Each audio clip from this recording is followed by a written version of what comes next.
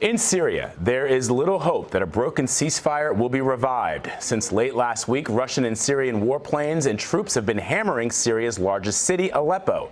Elizabeth Palmer was in Aleppo when the attacks resumed.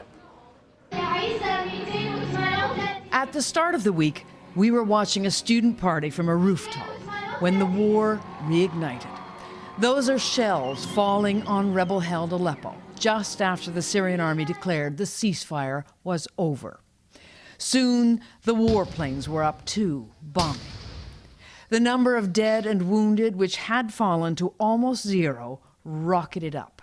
The front line of this civil war runs right through the center of Aleppo. Armed opposition fighters control this side, and Syrian regime forces and their allies are here. 13-year-old Aya lives on the very edge of the government side. This curtain here, what's that for? There are here snipers. The snipers, just a few hundred yards away, are opposition fighters who, over the past 4 years, have aimed their weapons at Syrian army positions deep in this neighborhood.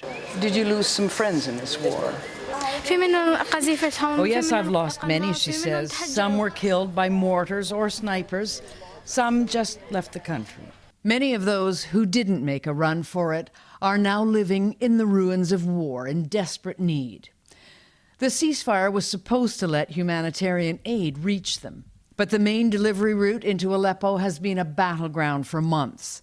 To let the aid flow, all sides, including the Syrian army, were supposed to pull back. We've been hearing the sporadic boom of artillery here in Aleppo. Clearly, this ceasefire is not perfect, but it is good enough. It has now been renewed for another 48 hours. The bad news is that no aid is moving, because the negotiations to secure the road failed. In a war this savage, it's hard to sort fact from fiction. And it got even harder this week when a U.S. airstrike hit Syrian soldiers. By mistake, said the Pentagon. Allahu Akbar! A few days later, a Red Crescent aid convoy was attacked.